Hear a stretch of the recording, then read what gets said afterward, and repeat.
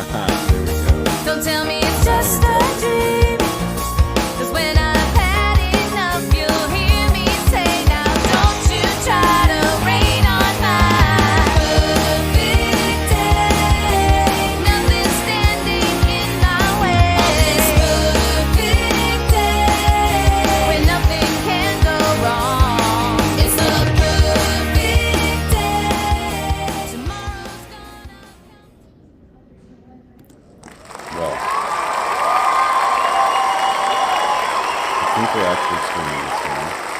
Last time we got it done, and it was not streaming for us. So that's why we call it cheering here. Because, doing it right this time. There's a little more cheering here. A little more cheering. And I appreciate that. Thank you.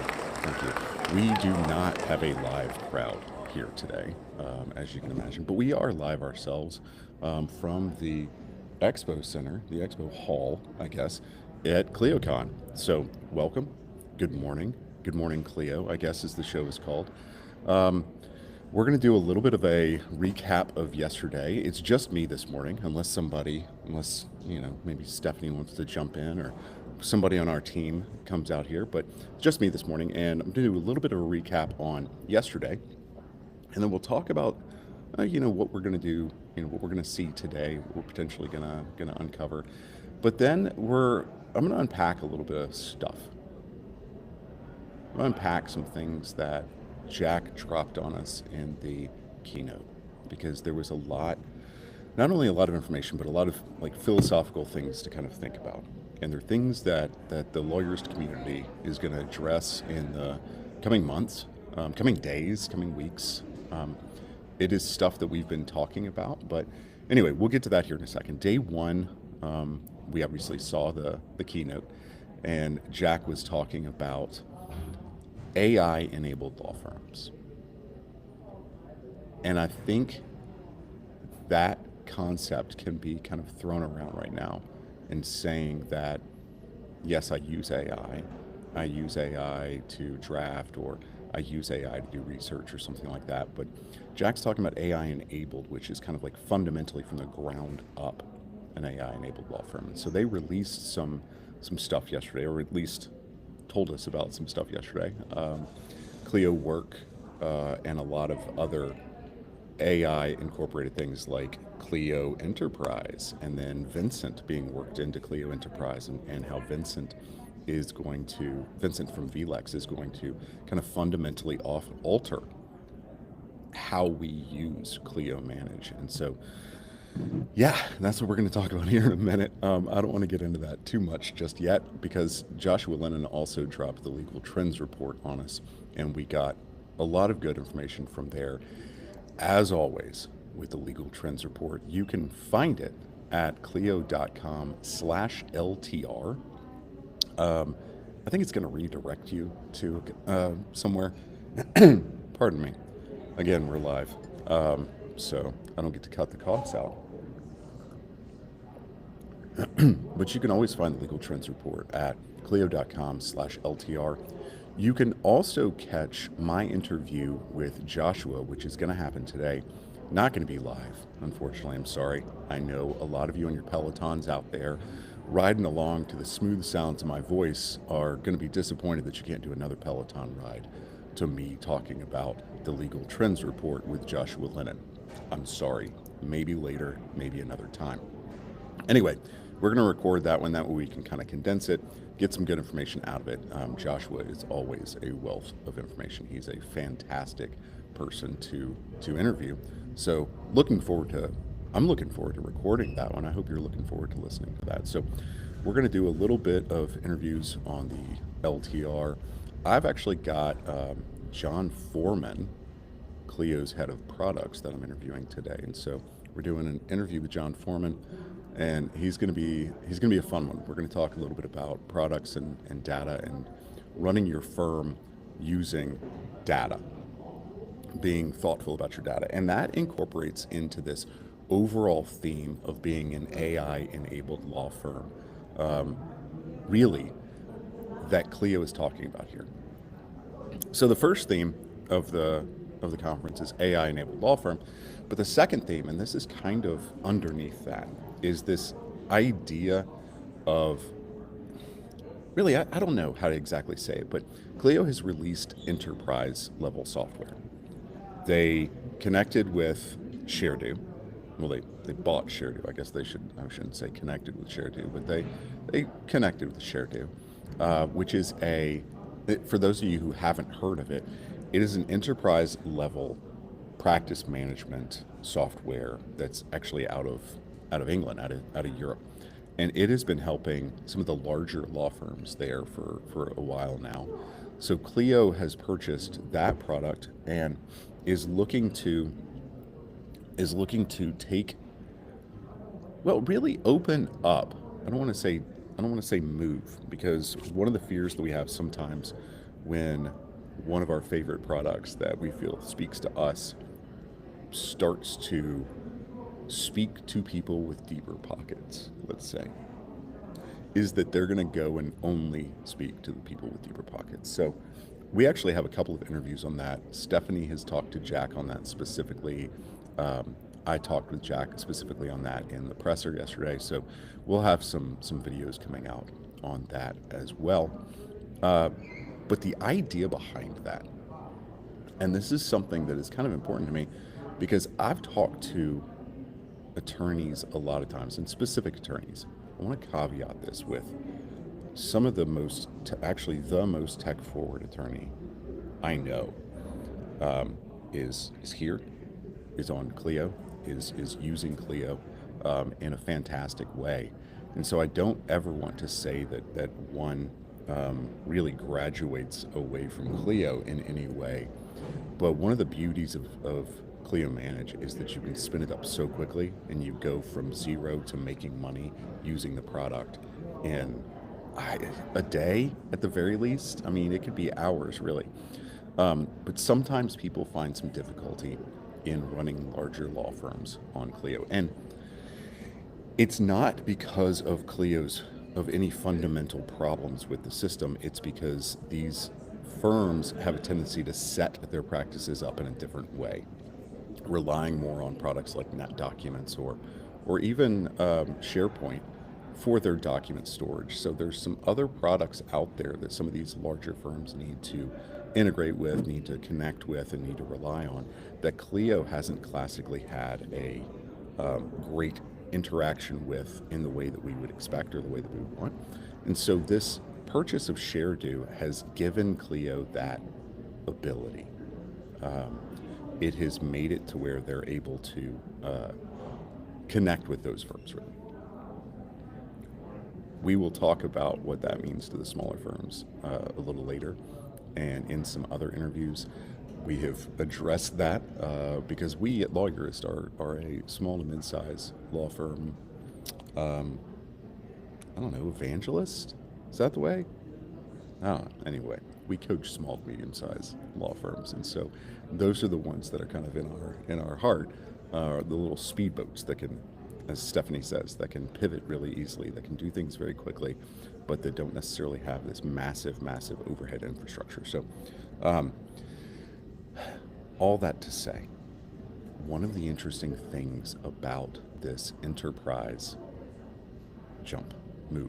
edition, one of the interesting things about this enterprise edition is that now, as firms grow, as they scale, and I think that's an important word here, as they scale, they have a place to go within the Clio ecosystem, which seems like a good thing to me. I don't know how many attorneys are scaling that quickly or that big right now, but I think people want to. That brings me to the overall idea at this conference. The overall idea is the AI-enabled law firm. Now,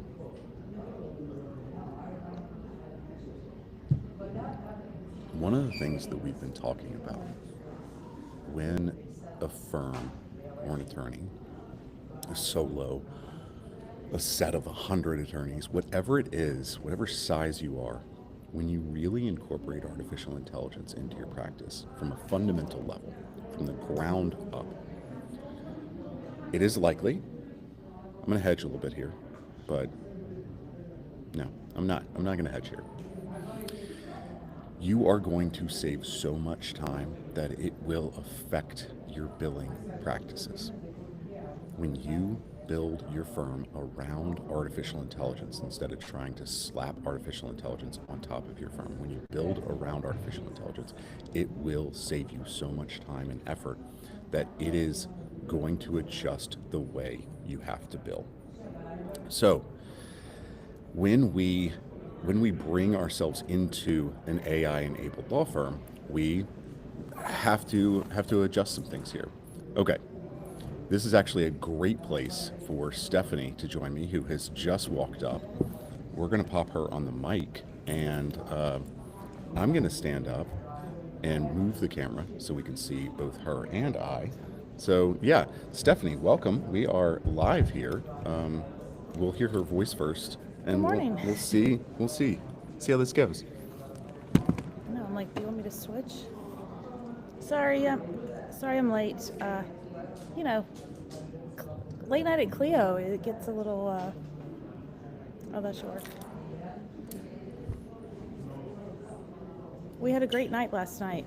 I don't know if you made it, but I did not. I didn't think so. I did not. I was trying to get my head wrapped around all the stuff we were going to talk about this morning. Yeah.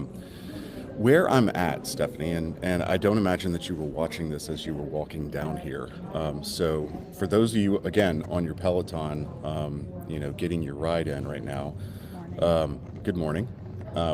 So we're talking about this idea that you discussed with Jack in your interview of the fundamental, like building your law firm from scratch with an idea of being AI enabled. And that seems to be one of the themes here at Clio, is weaving artificial intelligence into your entire practice. And what I wanted to talk about was it is going to adjust the way we bill. Oh, It is sure. going to adjust the way we practice. And the real specific place I wanted to get to was it's going to adjust the way that we invest in our firm. Yeah. Because we kind of have to jump a little, we kind of have to we have to invest. We have to say, well, you've talked about thinking about artificial intelligence and technology as somebody in your firm, Yeah, I mean, if you think about the role that your technology plays in your firm, it probably is the equivalent of a $60, $70, maybe $80,000 or more person on your team. So instead of paying those wages and benefits, you're investing in this technology, which should allow you to do things, faster, easier, better, all the things, if we're doing it right. And I appreciate that might be a leap for some people, because we tend to think of our technology of those tools as costs, as expenses, right? Like we talk about revenue generating expenses, which are typically team members because they're billing. Mm-hmm. So this is definitely a new way of thinking about it, is like, this is an expense, but is it revenue generating? Yeah, and I think that's scary for some small to mid-sized attorneys, is that, looking at the prices that they put on some of the products that Clio's rolling out. One of the beauties of Clio, I have thought, or I think a lot of attorneys think, is that with $35 in a dream, or whatever the price is for a specific one-person license, you can get running in like an hour. You can get up and running and billing, and I mean, an hour is probably wrong, but you can get up and running really quickly. Yeah. And sometimes people go into this because they don't want to take that risk. They haven't made the basic plan to actually start the company. That is a detriment to us as lawyers. Like if I were to go start a business today, and let's say a typical business is going to need some funding. So I would go to like the SBA or go to my local bank. Mm-hmm. They're going to say, well, where's your business plan? Where's the need for this thing in the market that you want to do? And how are you going to generate money? I had to do this with my husband's business. I mean, we had to put together, 15, 20 page portfolio before we even got started. And with law, our license just gives us this ability. We just hang a shingle. Yeah, that's what everyone says, right? Hang a shingle, and you just literally are like, I now practice law on my own. And I mean, hopefully we've gotten some malpractice. We've done some basic Yeah, things. yeah, you got your But IOLTA.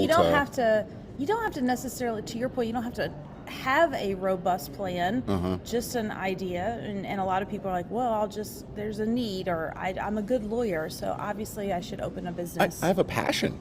Yeah. You know, I have a passion for this. I want to protect the innocent or help people. Yeah. And so people just jump into it without really making a plan, without thinking. And I think that means that they're not necessarily willing to sit there and say, okay, well, I'm going to invest this first step and really create this business. And I think that mindset is even more necessary now, with the idea that I have to be AI enabled. And if I'm AI enabled and I'm using this product, then I have to be getting a lot of stuff done. Yeah, and I think, man, I had a great thought as you were talking. Now I'm like, what was it? This is the problem with live, ladies and gentlemen. I know. No, but I mean, it's all. I guess I was going to go with like this idea of having a plan, having a passion, but not really thinking through your business and understanding that passion, unfortunately, might not be enough. I mean, I hope it is, but for a lot of people, they jump into these businesses without not just a plan on investing in the tools and the technology, but even who are they going to serve? How are they going to help people? How are they going to help people differently? There's a lot of risk in opening a business, and you kind of owe it to yourself. And even maybe you've even already launched your business.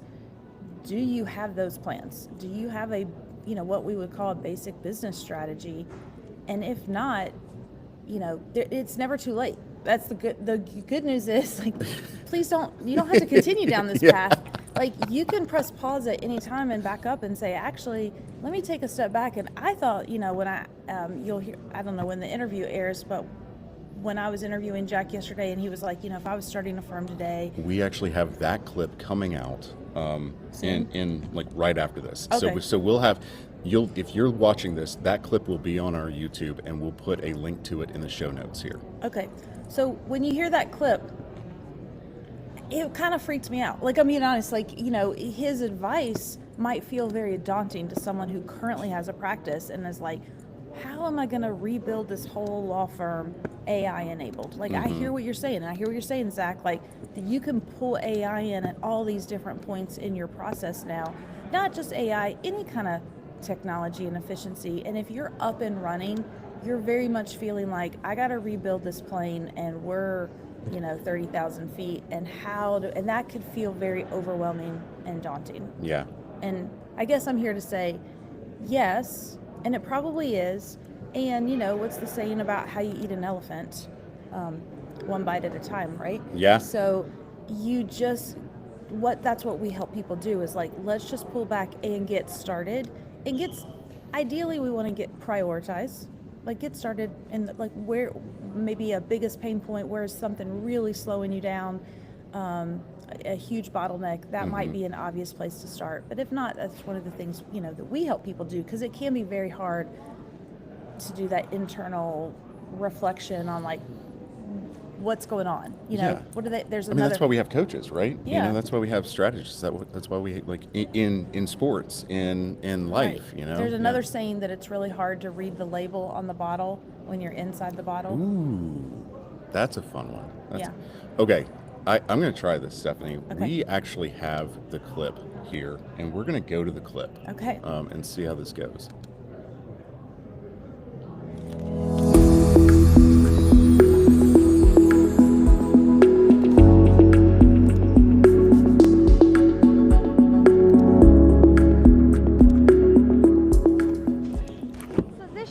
Ask you, if you were advising, because starting a small firm today, you got a partner, let's just pretend you could start a firm. Sure. And so you're going to start your own 2 or 3 person firm. What would you do to make sure that your firm is still relevant and viable in 5, 10, 15 years as all these technology changes are coming at us? Well, in the technology world, we talk about this this dichotomy almost between traditional software companies and AI native software companies. And with AI native companies basically being this new generation of AI companies that have been born in the last 1 or 2 years. And if I was founding a law firm, and by the way, in the software world, these AI native companies are regarded as moving super quickly because they are leveraging AI in everything they're doing, whether it's marketing or sales or financial forecasting, reporting. It's just woven into how they're doing things. And I think this idea of being AI native is how a modern law firm should think about building their operations. I would think about how do I found this law firm from the ground up, assuming that AI, everything that can be powered by AI will be powered by AI. All the way, I would audit the entire client journey, all the way from client intake, all the way to bill payment and referrals at the end of the engagement. How can that be powered by AI? How can I leverage AI at every step in that process and be, as much as possible, an AI native law firm? And I think with that view, you will be relentless in thinking aggressively about how you can weave AI into every aspect of your practice. And I think it's got to be from the foundations up. And that is how the AI powered law firm of the future is rapidly going to become, I believe, table stakes. If you're not operating in that way, you will not be competitive in this market.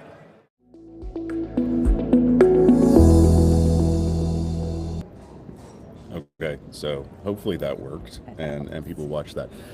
Stephanie, that was part of your interview with Jack yesterday, talking about all of this stuff. And one of the things that we didn't necessarily get to, that we kind of hinted at there is, there's this idea that we have to do more as lawyers right now because we can. And when we do that, one of the things that people don't like to talk about is this idea that if I do 4 times more the work, if I do the work 4 times more quickly, now I have to go get 4 times the work in order to be able to do the same things. And so we have to think about things approaching our business setup potentially even differently. And you were talking about the idea of, consolidating law firms, using their powers together, like we've seen in the dental field. Yeah, I mean, as we continue to see regulations change in law, and whether they change and allow non-law firm owners to own law firms or not, we continue to see small firms merging, right? This happens a lot in the mid-size market too, where they'll acquire a partner and their book of business or their team. That is a merger. Mm-hmm. And anytime we're dealing with those kind of scenarios, our team on the affinity side especially gets hired to come in and fix the tech, because you kind of have 2 businesses coming together now, and that needs to merge. The client files have to come over, and we got to make sure now all for conflicts checks purposes. I mean, it is not just a nice to have; it is a must to have. Like, you have to figure this out. Well, it's funny you say that, because I actually talked to Tucker, the Clio's head of draft, and also Ronnie Gurian, their COO, about both of those, about that. Oh. About this idea of combining teams. Yeah. And when you purchase another company, obviously that came up because Clio tends to purchase companies. When you merge or you purchase another company, you have to get all of that infrastructure connected. Right. And so then it occurred to me, as Clio is going more upmarket and getting into a larger space, as I think we might see more consolidation of law firms. Will there be a competitive advantage to firms joining up? And because if they're both Clio users, does that make that process that much easier? That merger of the technology. And I mean, I think the answer is yes. I would think so. And and I mean, it's just something to think about as like you're pondering life. Well, okay, so 2 things about that. One, I had a discussion with someone yesterday about how, Clio always talks about you owning your own data. And they do a really good job of that, I think. I was talking to somebody specifically, she said it's really easy to get your data out of Clio, put it into CSVs, and kind of be able to manipulate them. And that's part of their whole ecosystem. But the second thing is even if you're, and this is a plug for us, even if your actual technical systems don't merge together, you have to think about the systems that you use to run the firm, to run the company. And if you are trying to merge two systems, and one system has great KPIs or OKRs or something like that, and the other is just running with a hope and a prayer, or just Right. that's not going to, like, you better freaking get on top of that right now, in order to remain competitive as a potential AI enabled law firm, really. Yeah. I mean, I think there's just these questions have always been around. Maybe just Right. AI is just giving a new light to them, and like, okay, we're thinking about our technology different. Yeah. The other thing, lawyers come to us sometimes, and they're later in, or honestly at any stage, maybe they're like, what's next? Like, what's my exit? What's my succession plan? And we're often talking to people about, what are you really selling if you sell your law firm? For most law firms, it could be a book of business, but we know that clients can go with anyone. They don't have to stay with you. And so, we talk about what you would be selling is that business structure or infrastructure, your systems, your processes. It just occurred to me that obviously, if you really kind of unlocked some of this stuff early and figured out AI, that could give you a value bump in the business that you have. Like, there could be people who are like, hey, we want that. I don't know, this just came to me, especially like we talked yesterday about our speedboats. Our small firms are our speedboats. So if you're a speedboat and you've unlocked this and figured out how to leverage AI, that could be attractive to some of these bigger firms, especially who are sort of struggling with it. They're just slower sometimes to adopt, and that might be very attractive to them to say, hey, let's actually buy your system, because then we can leverage it and implement it for our team. Yeah, that's a really good point. Well, so yesterday's podcast that came out was All before a cup of coffee, by the way. You're getting Stephanie brain. Yes. This is all before we've. I know. I have my cup here. We can give you a second to go grab some coffee. We're live, and I can just yap at people for a second, or I can run another clip. I'll just run that clip again. But yesterday's podcast with Bernadette, we were talking about some of the KPIs that you're looking at as a stage 3 or stage 4 firm, and that's when you're starting to think about succession planning and the valuation of your firm. One of the things, like, she was talking about setting your firm up like that, like creating these processes. When you have good SOPs, that is a major value to your firm. That looks valuable to somebody else. But I hadn't thought about the idea of, like, yes, SOPs, but also, like, I mean, AI is kind of like enhanced SOPs, right? Like, you better have some SOPs, but being able to make that work, showing, hey, we've been able to to join our SOPs with the AI, to make this work properly, to have proper internal controls on artificial intelligence, to have vetted products already. Yeah. I think that's a good point. Is it could make you very valuable very quickly. Yeah. Okay. Well, so we are at 29 minutes right now for this morning. So I think we'll. Thanks for hanging with us, yeah, guys. we'll wrap up. Stephanie, do you have any thoughts on? They're done with their Peloton workout now. Yeah, now that everybody's done with your Peloton You're workout. ready for some cool down? And if you're not ready for a cool down, crank it up to like 40, 45, get up out of that seat, go for a climb while we're not here. So, just climb for another like 3 minutes, let's say. Keynote today is Richard Ziskin. That's going to be interesting. So if you're out there listening, or you're Richard Ziskin and you're listening to this, like, it's going to be good. It's going to be an interesting one. He's got a new book more out. AI. Yeah, more AI. I know everyone's like excited about that, but it's the topic of the day. We need to. Yeah. There's a lot to uncover and unpack with it too. I don't think I don't think it's as easy. Like, I will say, like, I don't know. I'm curious, and I want to go over and talk to the Cleons today and see some more stuff, because that's what we do. You know, we're trying to always learn the best for our clients. You know, at the end of Jack's keynote, it kind of looked a little still like you press a magic button and it does all these things. Yeah. And I don't know if you've talked about this yet, but our experience with a lot of these tools is there's a lot of magic that happens, but there's a lot of work and planning and understanding of the tool and building the tool the right way, and you can build out customized workflows and understanding your prompts. I was talking to someone yesterday. I thought I had some long prompts.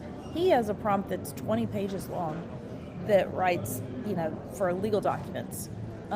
Wow. I know, because Okay. I think people are still like, and even the prompts like in Jack's demo were, you know, 2 sentences. And I think most of us would be like, okay, it takes a little bit more than that. And I get, Right. like on the keynote, you're going to just simplify things. But I forgot where I was going with this, but there's still a lot for us to figure out, I guess. So if, you know, maybe I just want to give some encouragement to people. Like, it does feel overwhelming. It is a lot. Change management, how you're going to train your team. We got to train our team to think completely differently and approach their work differently. Yeah. And it's not all going to happen overnight. Yeah. But we're figuring it out. And that is why AI is such a big topic right now, and why we're kind of keep going at it from all these different angles. Yeah. But we will figure this out. Well, and again, as we've said, AI exacerbates or enhances. And so if you want to make sure that it's enhancing your firm, get the basics right. And one way you can do that, the first way is to subscribe to the channel. The second way is to contact us if you want to look into, you know, coaching or, you know, getting one of our big brains that we have helping you get your firm started. So, all right, well, we will see you guys a little bit later on as we continue to do these things throughout the show. So Enjoy your morning. good morning, ClioCon.